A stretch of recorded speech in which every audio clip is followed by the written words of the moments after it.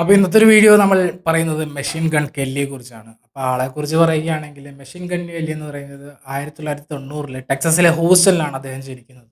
കുട്ടിക്കാലത്ത് തന്നെ ഈജിപ്തിലേക്ക് സ്ഥലം മാറി അവിടെ ജീവിച്ച് അവിടെ നിന്ന് അറബിക് ഭാഷ പഠിക്കുന്നു.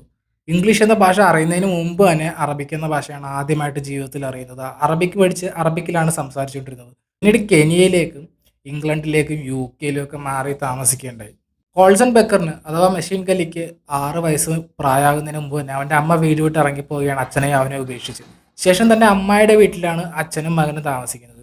ആ ഒരു കാലഘട്ടത്തിൽ തന്നെ അച്ഛന് ഭയങ്കരമായിട്ടുള്ള ഡിപ്രഷൻ സ്റ്റേജിലായിരുന്നു അച്ഛൻ കടന്നു പോയിക്കൊണ്ടിരുന്നത്. കാരണം ജോലിയില്ല, മകനെ വളർത്തി വലുതാക്കണം. അങ്ങനെ അച്ഛൻ ഒരു ഡിപ്രഷൻ സ്റ്റേജിലേക്ക് കടന്നു പോയപ്പോൾ ഭയങ്കരമായിട്ടുള്ളൊരു അവസ്ഥയിലൂടെയാണ് മകനും കടന്നുപോയത്. അങ്ങനെ ഇരിക്കുന്ന സമയത്തായിരുന്നു ഇവന് ലൈഫിൽ ഭയങ്കരമായിട്ടുള്ള പ്രശ്നങ്ങൾ ഉണ്ടാകുന്നത്. ഇവൻ സ്കൂളിൽ പോകുമ്പോൾ ആകെ 2 ജോഡി യൂണിഫോം മാത്രമേ ഉണ്ടായിരുന്നുള്ളൂ. ഇവൻ യൂണിഫോം ഇട്ട് പുറത്തേക്ക് ഇറങ്ങുന്ന സമയം അപ്പുറത്തെ വീട്ടിലെ നെയ്ബർ വീട്ടിലെ കുട്ടികളൊക്കെ വന്നിട്ട് ഇവൻ്റെ ഡ്രസ്സിലേക്ക് വെള്ളം കോരി ഒഴിക്കും. അങ്ങനെ ഇവന് സ്കൂളിൽ പോകാൻ പറ്റില്ല. സ്കൂളിൽ ചെല്ലുമ്പോൾ എപ്പോഴും ടീച്ചർമാരുടെ നിന്ന് വഴക്ക് കേൾക്കുമായിരുന്നു. അങ്ങനെ ഇവൻ്റെ ലൈഫ് മുന്നോട്ട് പോയിക്കൊണ്ടിരിക്കുന്ന സമയത്ത് ഭയങ്കരമായിട്ടുള്ളൊരു വംശീയ അധിക്ഷേപവും ഇവൻ ചെറിയ പ്രായത്തിൽ തന്നെ നേരിടേണ്ടി വന്നിട്ടുണ്ട്.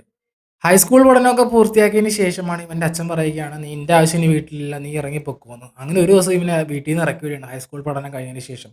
ഇവൻ നേരെ ചെല്ലുന്നത് പാർലമെന്റിലെ അപ്പോളോ തിയേറ്ററിലേക്കാണ്. അപ്പോളോ തിയേറ്ററിലേക്ക് റാപ്പ് അവതരിപ്പിച്ച് ഒരുപാട് ആളുകൾ ഫ്ലോപ്പ് ആയിട്ടുണ്ട്.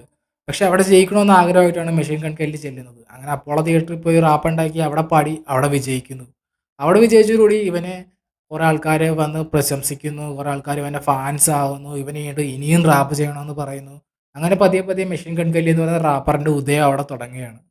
അങ്ങനെ റാപ്പ് ചെയ്ത് ഇവൻ മുന്നോട്ട് പോയിക്കൊണ്ടിരിക്കുമ്പോൾ ഇവന് അധികം ഫാൻസ് ഉണ്ടായി, ഒരു സോഷ്യൽ റെക്കഗ്നേഷൻ വന്നു. അങ്ങനെ 2010 ഇവൻ ആലീസ് ഇൻ വണ്ടർലാൻഡ് എന്ന് പറഞ്ഞൊരു മ്യൂസിക്കൽ ആൽബം അല്ലെങ്കിൽ വീഡിയോ സോങ് പുറത്തിറക്കി. ഐട്യൂൺസിലൂടെ ആയിരുന്നു അത് പുറത്തിറക്കിയത്. അതിന് ഭയങ്കരമായിട്ടൊരു സ്വീകാര്യത ലഭിച്ചു.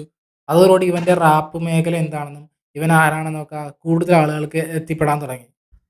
റാപ്പ് മേഖല അല്ലാണ്ട് നാടകത്തിൽ അഭിനയിക്കാനും 2018 തൊട്ട് തന്നെ ഇവൻ തുടങ്ങിയിരുന്നു. നാടകം മാത്രമല്ല, നെറ്റ്ഫ്ലിക്സിന്റെ സീരീസുകളിലും നെറ്റ്ഫ്ലിക്സിന്റെ ഒരു സിനിമയായിരുന്ന പോസ്റ്റ് അപ്പിക്കോളിന്റെ സിനിമയിൽ സാന്ദ്ര ബിക്കറിന്റെ കൂടെയൊക്കെ ഇദ്ദേഹം അഭിനയിക്കുകയുണ്ടായി. അപ്പോൾ പുള്ളിക്കാരൻ ചെറിയൊരു മേഖലയിൽ ഒതുങ്ങി നിൽക്കാതെ എല്ലാ ഒരു എക്സ്പാൻഡബിൾ ആയിട്ടുള്ള കുറേ സാധനങ്ങളൊക്കെ എക്സ്പ്ലോർ ചെയ്തിട്ട് അതുവഴിയാണ് ലൈഫ് മുന്നോട്ട് പോയിക്കൊണ്ടിരുന്നത്.